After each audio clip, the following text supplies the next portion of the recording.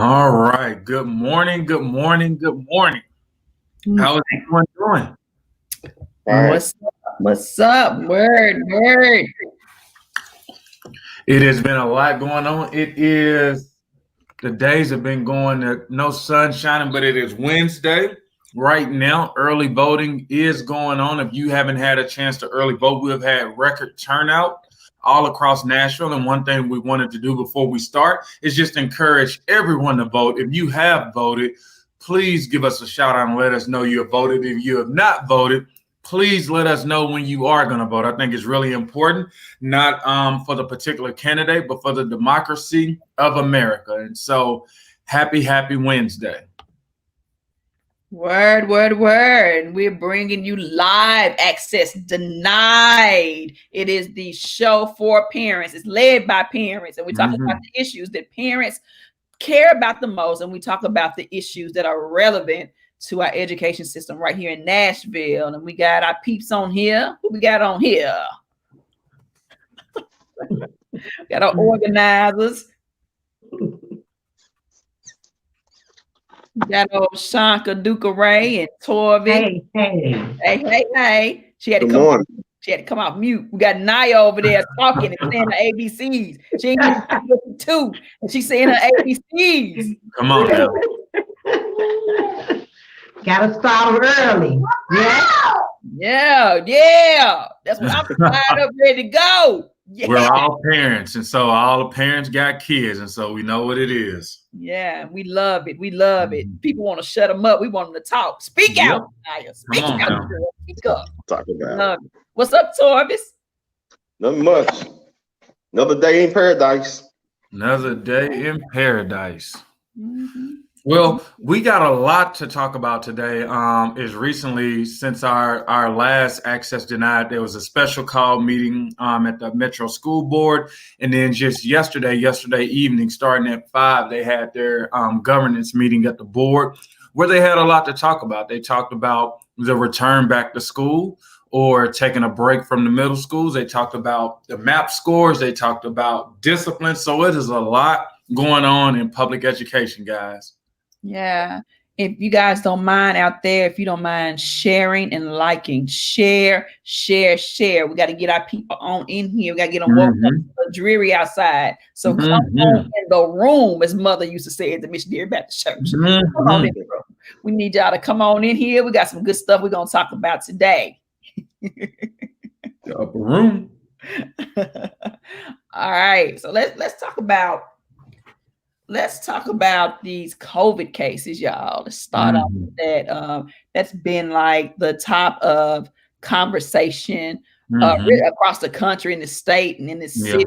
But as it pertains to our community and how it's affecting our school, just kind of want to just chit chat about that a little bit. Hear what you guys are hearing. I'll start off. I think initially when they opened it up, the school district opened it up for the kids who were exceptional ed. And I remember the first case being at Corral, and it got bad where they had to shut it down. And I believe that was before fall break. And then recently I heard about it at places like Robert Churchwell, where they had to shut it down. I heard about a little case at Amqui where they didn't shut the school down. They just quarantined. And then there's been a few others. I don't know if I'm getting every last one of them. Yeah. There have been some increased cases over the last two weeks at multiple schools. And what the board recommended to Dr. Battle was that they delay the opening of middle school. So shout out to Dr. Battle. We always want to support when we agree. We may not agree on everything, but when she does make good, leadership decisions, we want to get behind her on that. And thank you for thinking about the safety of all children. It's got to be one of the hardest decisions that a leader can make, because you're gonna have some people that's gonna be unhappy, and you're gonna have people not agree. But I believe that this is the best decision. And based on, she took the feedback. She got the feedback from medical experts, and she got the feedback from the board. And she did that, and she made a decision based on the feedback and the facts. Right. So, shout out to Dr. Battle for her leadership in making sure that all children and the staff and the teachers, that they're safe. And this is, this is not an easy decision when you think about kids. I always say, when I'm talking to people about this issue, and Torvis and Sean, I would love to hear your perspective. But one of the teachers, she was an assistant principal at one of the priority schools that we worked with, and she lost her mom and her grandmother in 7 days, within 7 days of each other, which, those are like the patriarch of her family. And so that was a little rough. And so it's a real thing. But I feel for people like that who have to decide whether to go back to school or risk their lives. I was talking to a teacher yesterday. She was like, she is high risk. She has to self-quarantine from her family. She was a teacher, but she also told me she was kind of excited about going back to middle school. She works at a priority school too. And so it's just been interesting, but we'd love to hear from you guys. What do you think?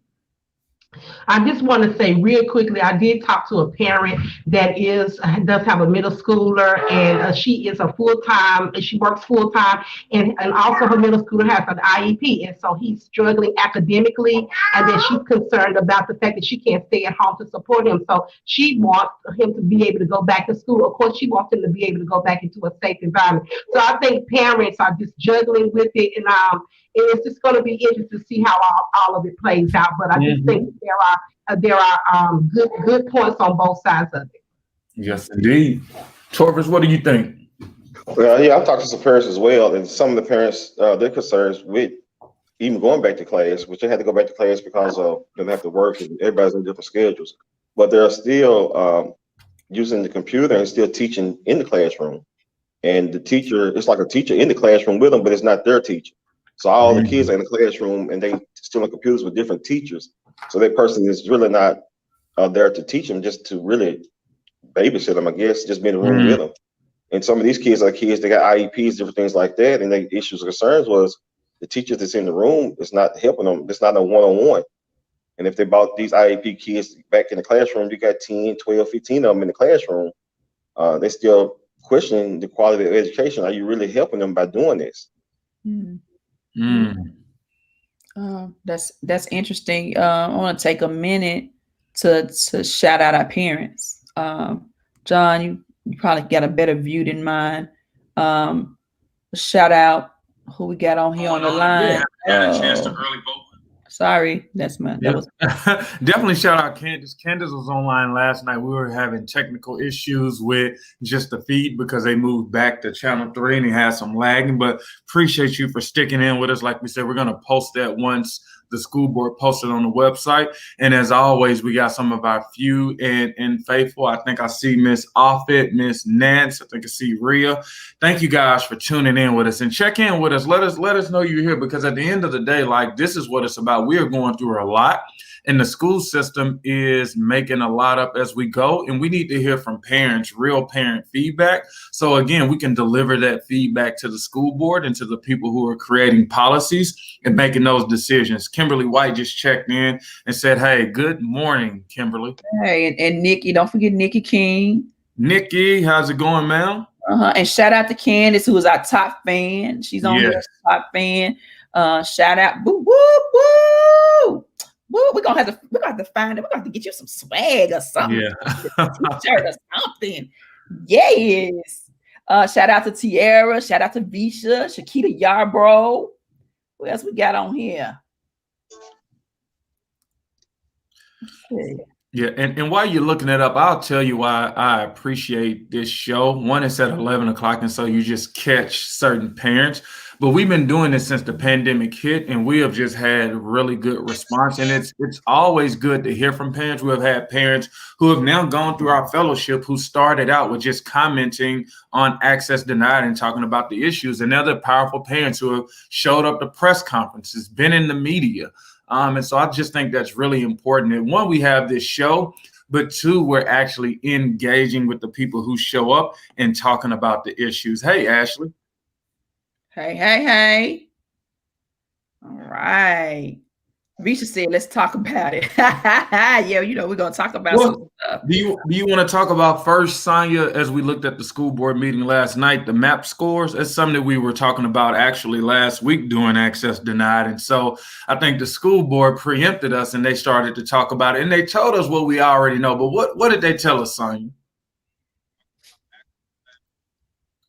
What did they tell us that we already know about some with inflation? I heard you. I heard you. So this is what we knew. We knew that our children needed to be assessed. Okay, we got to know where our children are. And we know that is the best move. But what we know is implementation. Mm-hmm. It was an issue, as we heard from parents who had students with IEPs, parents who had elementary students, and let me say, we heard from parents who did not know how to navigate themselves through the MAP assessment. Mm-hmm. And so, what I think I told this story early on about a second grader who could not read. And the foster mom was helping him with the test. And what she said to me is, I probably shouldn't have helped him. I should have just let him sit there. Yeah. So what the district is seeing is that the scores are inflated, meaning the elementary students more than likely had a lot of help from their parents. And I mean, what do we expect? Parents didn't know what to do. Nobody wants their children to fail, and they probably just didn't know what to do and how to guide them. I always tell the district that their communication sometimes is it's just all over the place, and it's overwhelming. And so sometimes you just have to over communicate the things that parents need to know, at that time. And so, it's a catch-22 sometimes. So they're saying that they put out something to help with guiding parents, but I haven't heard any parents talk about receiving any type of materials to help them with this testing. So the scores for elementary schools were inflated, and what they saw was that the mathematics, the students did better in mathematics. Did worse in mathematics and did better in reading, which we know that's a damn lie. And so here we are. I think it was roughly 38,000 students that took the assessment. Right. And so the district has got to come up with a plan to get this right, to get our children assessed.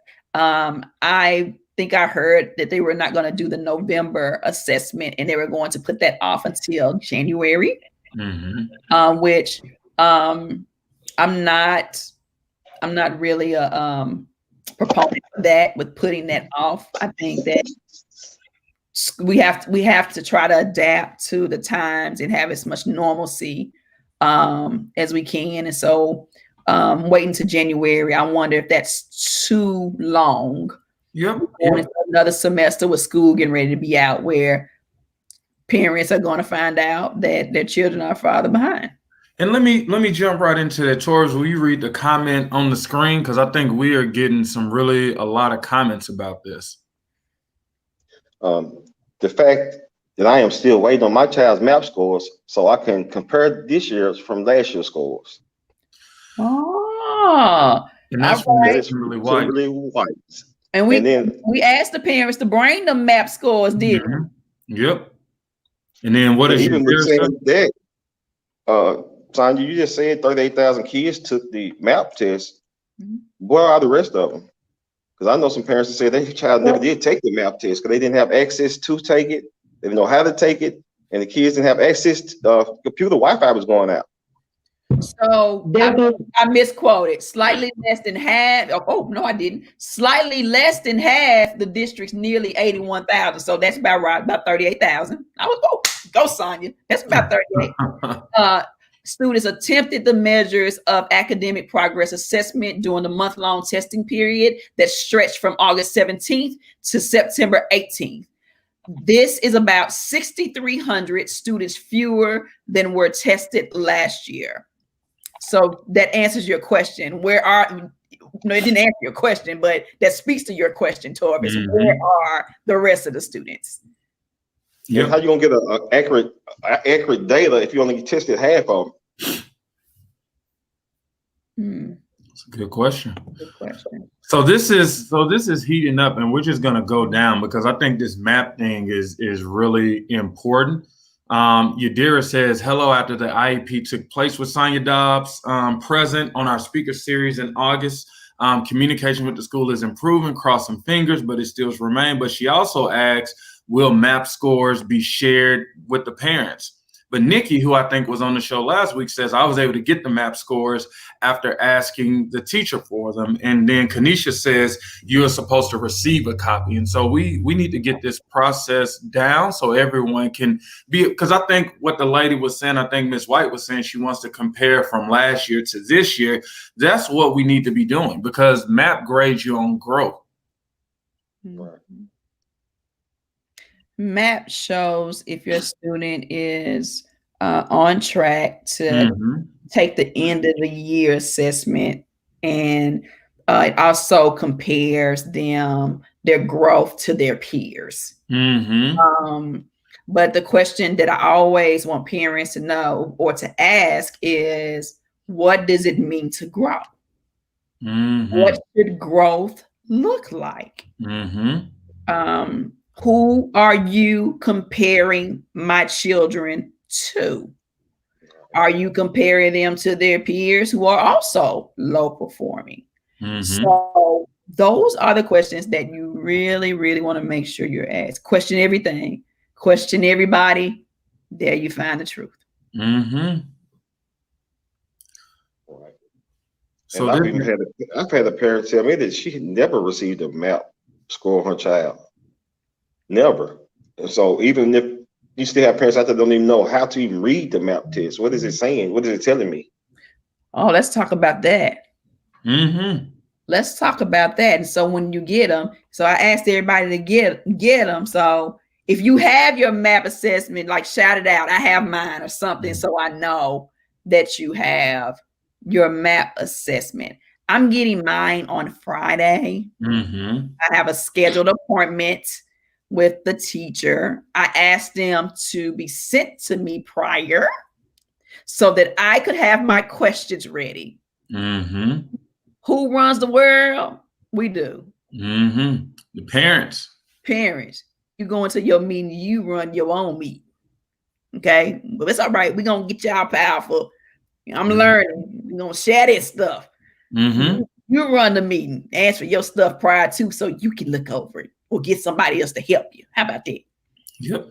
And that's a question that we need to ask. Like, we got parents who we're asking parents to request, but also we need to think about just making sure we tell the district that they need to just send it out. Like, instead of requesting, we already took the test, like parents need to know. And so instead of having to go an extra step, maybe they should just send it all out.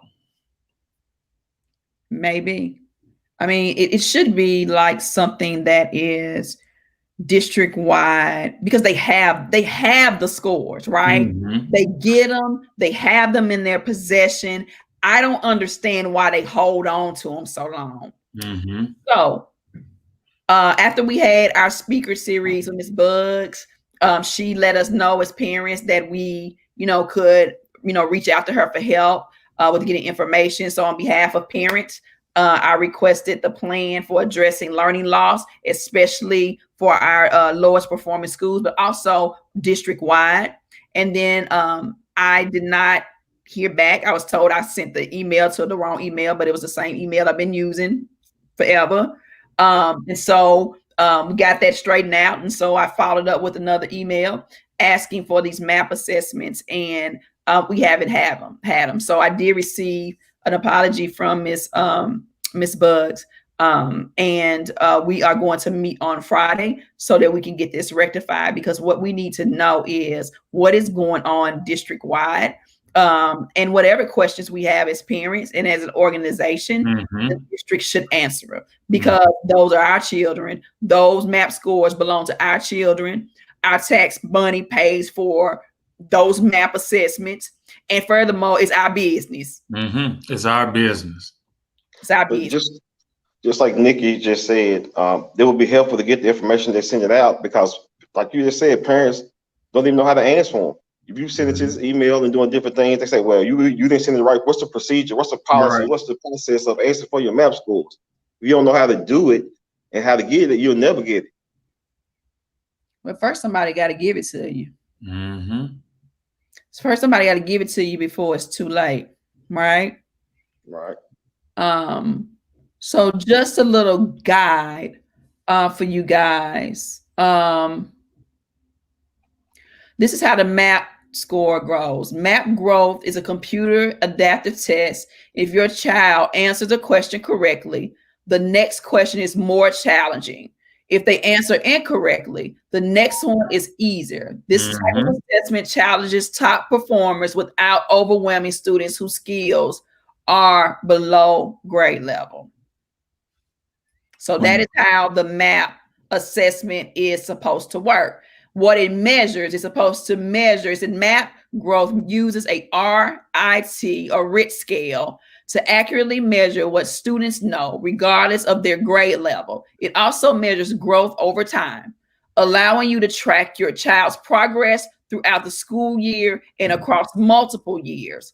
Once your child completes a MAP growth test, they receive a RIT score. Your RIT scores have the same meaning across grade levels. So I'm sure you guys, when you go to meetings and things, you hear about a RIT score and you never knew what that was. I don't know what it is. Right. Right. If a 4th grade student and an 8th grade student have the same RIT score in reading, then they are testing at the same level in that subject. So a RIT score for a 4th grader and a RIT score for an 8th grader is the same RIT score. And that means they're at the same level. And I don't need to explain that. Right. 4th and 8th, that means they're on 4th. Okay. And so this stable scale allows teachers to accurately measure each student's academic growth throughout the school year and over time. You can use your child's RIT score to help them meet their goals. And that is why Nashville Propel is demanding an individualized learning plan for all children, with parents being partners with the teachers, with the counselors, to address academic and non-academic issues, to put together a plan of success for all children. You should be able to see your child's RIT scores and MAP assessments every year and work to put in interventions to make sure that you're seeing meaningful and real growth, and not having to depend on somebody to say to you, well, they did grow. So I hope that helps. Yeah. With that being said, as far as answers for the MAP score and the test or whatever, we spend millions of dollars to do these tests. And if the data was up here, we didn't have to answer for it. They would give it out to us. It's like they do these fundraisers. You send all these candy wrap things home. You should send them home. Why come we can't get our MAP testing home? Why come we can't get this stuff? You spending millions of dollars for this data and nobody see the data. Are you thinking there's a problem with transparency? And transparency and accountability. Yeah. There, if it walk like a duck, quack like a duck, it's a duck. So where do we go from here? I think that's the next question, right? Like, we are in a stage, again, let's just take it all the way back in March, right before spring break. We thought this was temporary. The tornado hit on the 3rd. We thought we were going back in about a week, and then COVID hit. We were like, it's probably going to be a month, but here we are. August started. We're still where we are, and now it's almost, you might as well say it's November. What are some of the things that our school system should be thinking about as we get ready for this to be most likely a type of norm? Because I'm gonna tell you, and then I want to hear you guys. What frustrated me a lot was in March and April, like there was just time for grace. In May, there was time for grace. Like we had a tornado, we had COVID-19, but all through the summer, right? All through the summer, no one missed a check, right? But no one was really thinking about how do we get this thing right? No one was soliciting feedback like, hey guys, we think we have a plan, but we want to get feedback from the parents. And then August hit and it's like, hey, what do you guys expect? Like we didn't know. And here it is, November, and we're still. So when is it going to be the time where we start to say we need a plan, and we need a plan now? Well, the time is now that you need the plan. Even doing this situation now, everybody's talking about you're not really going to learn this year. This year's a wash. We're not going to count the test. This was the best time for you to go back and stop. Find out what grade level you're supposed to be on. What do you know? Let's start there and bring you up to your grade level during this pandemic. So this won't be a wash, what they're claiming. So now you got the kids on the right grade level with the individual learning plan. Because with me, my child really has been doing an individual learning plan. Y'all, we've talked about this math, and I got all type of gray hair from this math. I fussed about this math, but now she did a math assessment the other day, and she made 100 on the math. So what I done was all these education.coms, all these different things. We started going back and say, okay, this is where you need to learn. Let's go from this point forward. Because if you missed it back here, you're not gonna get this over. If you don't get 1 + 1, you're not gonna get 1 + 6. So you got to stop somewhere and start correcting your mistakes. You can't keep pushing these kids forward to just keep doing tests, keep doing tests. Now, the kids are already behind. Before they was behind. Well, let's start out. They was behind when they first come to school, is what was said. Then they're behind when they in the school before this happened. While this happened, during the summer, now we're in the fall, we're into another year, and they're gonna be farther behind. How are you gonna start in one place and be farther behind at the end? That don't make sense. We're going backwards. The question is, Sonia, and Dr. Burke says it, and thank you, Dr. Burke. She's in our fellowship. We got fellowship tomorrow at 6. She asks, how are we going to provide equity for all students virtually? What do you think, Sonia? I think that the district has a responsibility. And I think the way to do it is an individualized learning plan, Dr. Burke. Because what it does, it looks at each child's individual strengths and weaknesses. We cannot continue with a one-size-fits-all education system, especially in a virtual setting. This is an opportunity to get ahead of even the country, okay? Get ahead of education systems in the country and implementing a plan for each child. They're already doing the Navigator calls. Okay? They talked about that yesterday. No, they talked about that and they celebrated. They celebrate having Navigator calls, and you know what? Good, hooray. Okay, but what is it to do something like take that and be bold with it? Take that Navigator call and address academic issues. And it's going to take some bold leadership. It's going to take some planning. It's going to take some people to get off their soapbox, put aside politics, and listen. And to look at best practices. Look at Chattanooga. Look at Hamilton County, who's already doing this. The research. And take some action. Take a sense, have a sense of urgency. So to answer your question, I firmly believe that it's going to take an individualized learning plan with these navigators calling, open up the files with each assessment with each child, working with the family. When you call and you always ask, well, what's going on? Or what can we do? Hell, if you don't know what's going on and don't know what to say, that's a crazy question. you guys have the schools have the CUNE files, they have the data, they know where the children were before this because they have the data, and we're at home and we have the babies. So we're going to plan with us to make sure that our children don't get further behind, and let's do this together. And let's take those little bitty visions. That's what I call them. They're little visions, and let's help them to come to pass. And I'll tell you, Sonia, I think even as we're looking at the comments, like it's one thing to hear it at the school board meeting and to really praise about the Navigators, the program that they have, but it's another thing to hear from real parents. And I see Miss Amy Sneed Hodge. She says, we only ever had one Navigator call, one call and 3 kids. Somebody else says my Navigator call stopped once in-person school started. And so a lot of times you got to question these folks because, again, we're just doing a simple Facebook Live video and we got 3 or 4 people who are even questioning how successful those Navigator calls are. And so just think about the academic achievement as well. Yeah. I mean, it's all, you I always call it the 3 Ps: privilege, propaganda, and politics.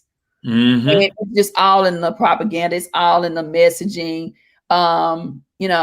Everybody should have something, every week, ask myself, what can I celebrate for the week?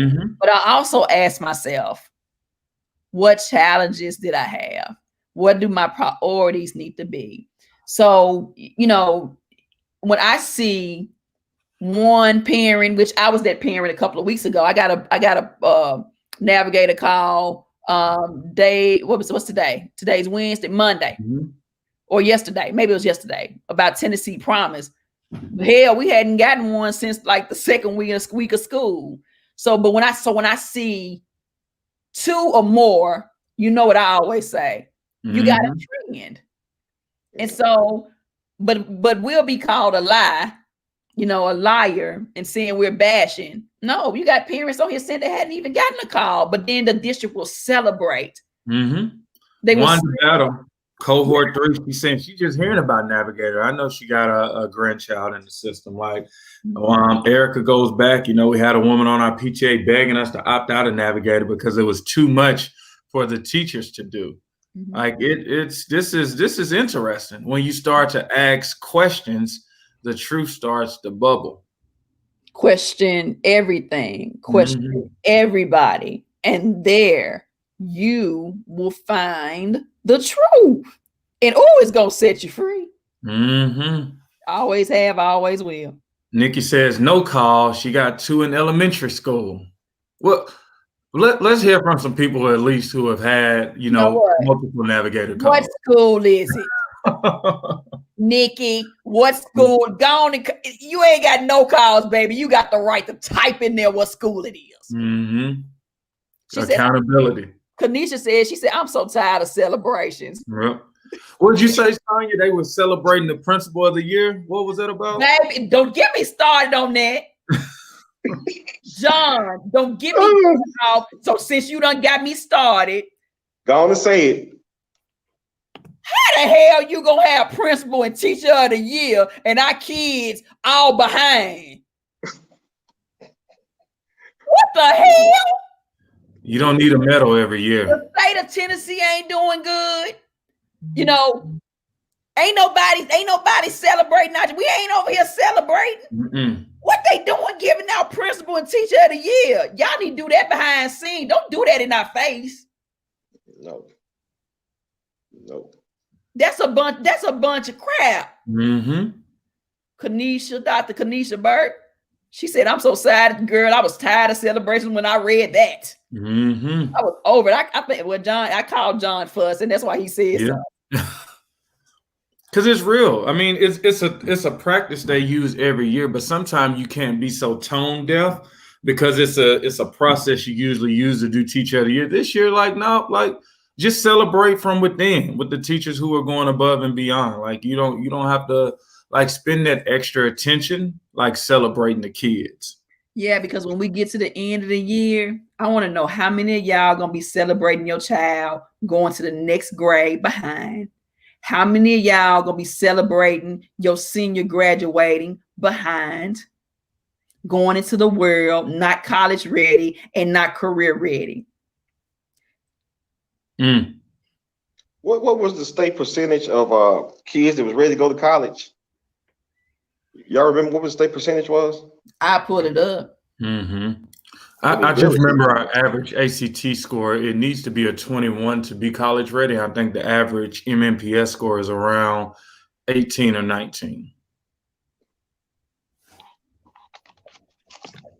Yeah, and just as you looked that up, Sign, I mean, it's just the comments. Like the call lasted all of 3 minutes. You know, MNPS is lacking leadership.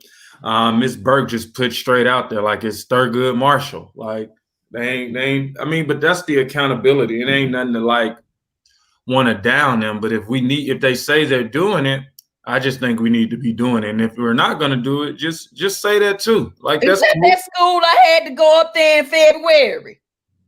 Thurgood. In Antioch. Thurgood is in Antioch. Yeah. No, make me come back up there.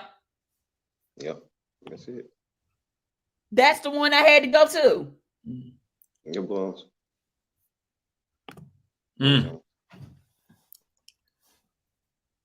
So this is, let me pull it up.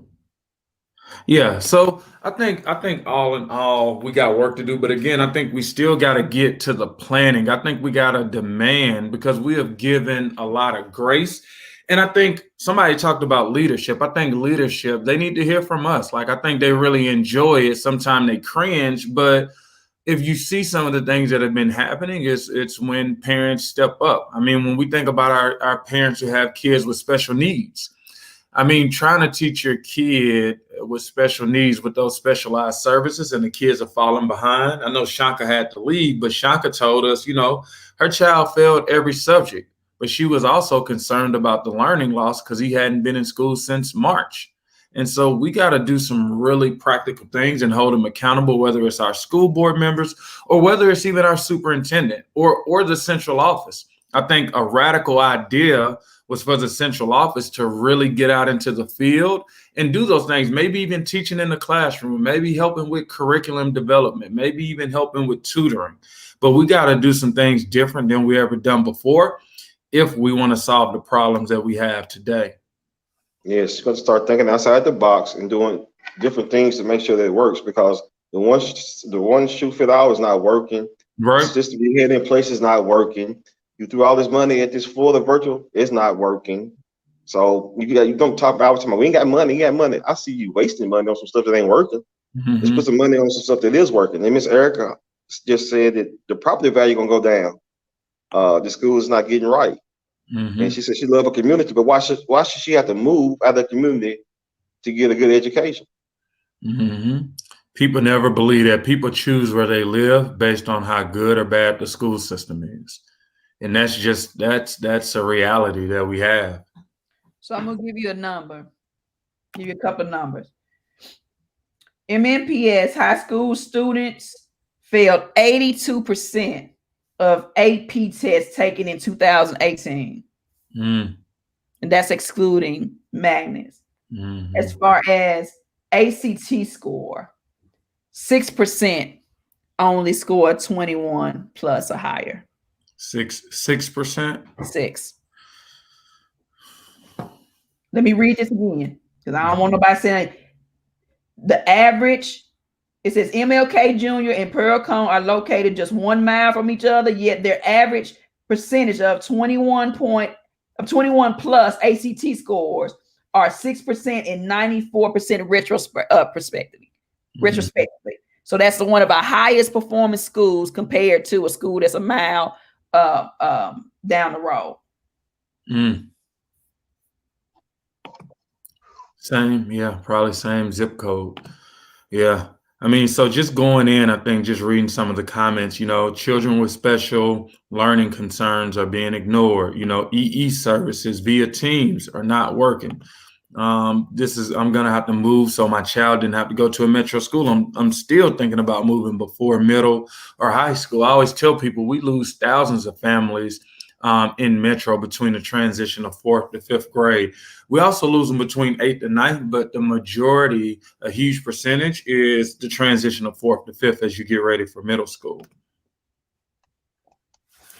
And then we had Dr. Burke talk about the Florida virtual is under the skin. I've heard mixed reviews on that, talking about the property values. And then it's like, you're looking to buy, we're really looking to get out of MNPS. And this is what I'll go to on this, because we hear a lot of it. It's customer service. Like, if you know somebody is trying and they are improving and they are communicating, like, you give people a chance when they have really good customer service. I think if people are listening, who have the ability to provide better customer service, I think you got to look at it, because this is, again, these are people from all around the city of Nashville, right outside of Davidson County, who are saying the same things. And it just boils down to a customer service problem.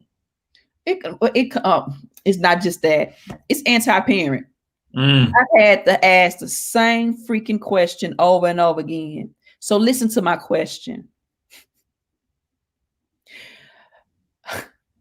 What is the plan to address learning loss district-wide, and specifically the 21 priority schools that were listed on the 2018 priority school list? Mm-hmm. Why is that not clear? Mm-hmm. Sometimes when you ask questions, the people will look at you and try to act like they don't understand what you're asking, only to play a game. But I'm intuitive. I'm a Sagittarius. I can ask questions all day, but finally, I'm gonna stop asking you. Mm-hmm. But I can see the lack of transparency. Mm-hmm. And this is what happens to parents. Even when we're trying to see what's going on with our children, for instance, and I don't mean to talk about myself, but I think I need to share this with you guys. I had my son assessed. And so as I asked questions, well, why didn't you do this? And why didn't you do that? They said, well, we only tested him based on the things that you said were going on with him. And I said, wait a minute. How am I supposed to know? That's why I'm bringing them to you. Mm-hmm. It's a big game. These folks playing games. Mm-hmm. And I ain't playing. And don't y'all play. Mm-hmm. I'm playing games with your children. And so if you don't ask the question, it's like they're trained. If they don't ask this way, then don't answer this way. Mm-hmm. So if they don't ask this, then don't say this. It's a game. And we tired. That's why we building a movement. Mm-hmm. And that's why we got to all do this together, because it does get frustrating when you go in there by yourself and you ain't crazy. You know that you're asking questions and you getting bull spit with a mask on. So basically, they just told you took your car to a mechanic and you said something's wrong with the engine. He's not going to check the engine because you said something's wrong with it. What you think is wrong with it? Well, I might think it's the oil filter or something. Mm-hmm. Well, we just going to change the oil filter, but we're going to check what's wrong with it. You bought it to them for a reason. You're not a mechanic. You're not supposed to say, this is what my child needs, because you bring it to them and have them assessed. It means test them. You tell me what's wrong. If I would have knew that, I would never bought them to you.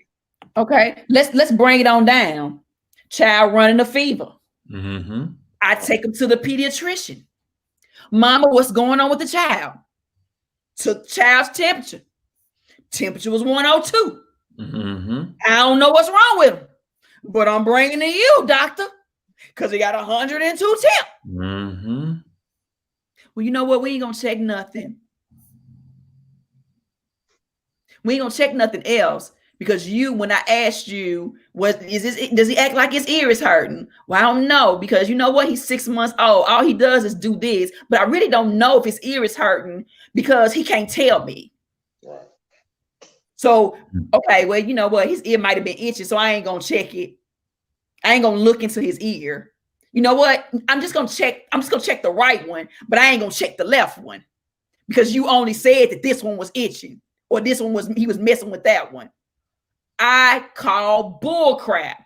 And for all you parents who have had your children screened and assessed for IEPs, for anything, this is what you got.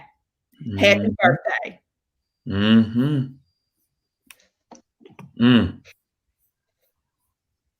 And just as we get ready to close it out, any parting words? Like, this has been some of the most comments we have received this month, for the month of October. So these are really contentious issues. Candace, if you're still listening, as soon as they post the school board meeting, because I think parents, we need to take a look at that, because they talked about a lot of interesting things, like the navigators, like the MAP test, like discipline. And I think with this group of parents, responding like this is the brigade that we need. And some of you guys are already in our fellowship. I see Ms. Wanda Battle on here. And again, Dr. Burke has been responding. But these are the things we need to keep up and not let them rest until they do right by our children. This is the new norm. So the virtual learning, in class, whatever it is going to have to be done right. And like Erica said, at this point, we all private schools. I have to disagree. No, we're not. Because when this is all over, I'm sorry, we still gonna be the have-nots over here in my neighborhood in 37207.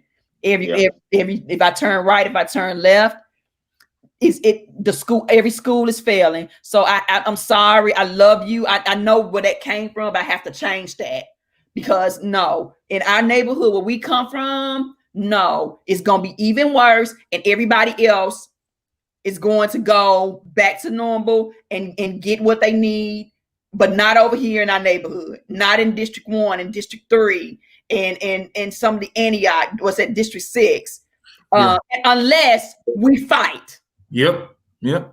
Think about Buena Vista, Sonia. They fought to desegregate the school. They had people walking their kids to school while they were being thrown at. Once they got into school, everybody abandoned them. And just this year, they had to shut it down because it's been underperforming for so long. And so I'm sorry, but I just had to go on and tell the truth.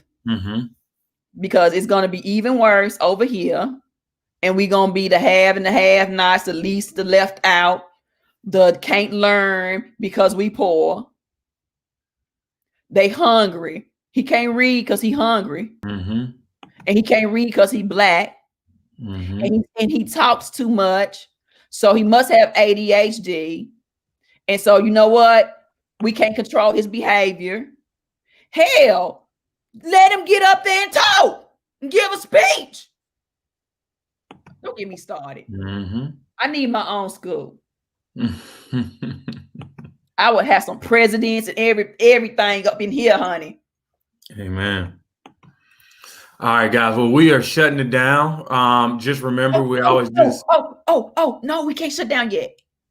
Next Monday, Brooke Allen will be here and give you more information about IEPs for exceptional learners. We heard you loud and clear. So we're going to bring you some more information about exceptional learning next Monday at 6 p.m. right here on Facebook Live. We did not have our October series because we did not want to interrupt early voting. But the night before the general voting, we're going to have Brooke Allen live here talking about the rights of parents who have IEPs.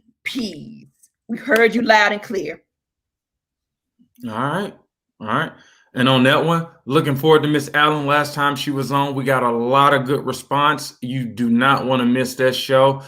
Brooke has been a special ed, exceptional ed teacher. She's facilitated conferences, and so she has a wealth of knowledge. And so I look forward to checking that out as well. Thank you guys so much. Torvis, any last words? No, I heard any last words. What is a perfect school? What is a, we always asking in the fellowship, what's your idea of a perfect school or even a school period? So I tell people, start thinking about that. Then go back and look at your child's school and see what the difference is.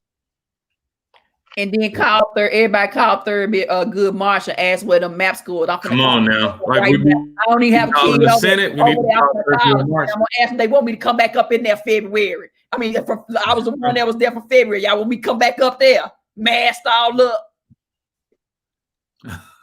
Ask for your map scores. Ask for your map scores. Good Marshall. Ask them where the map scores are. Everybody on here. All right, guys. We'll see you next week.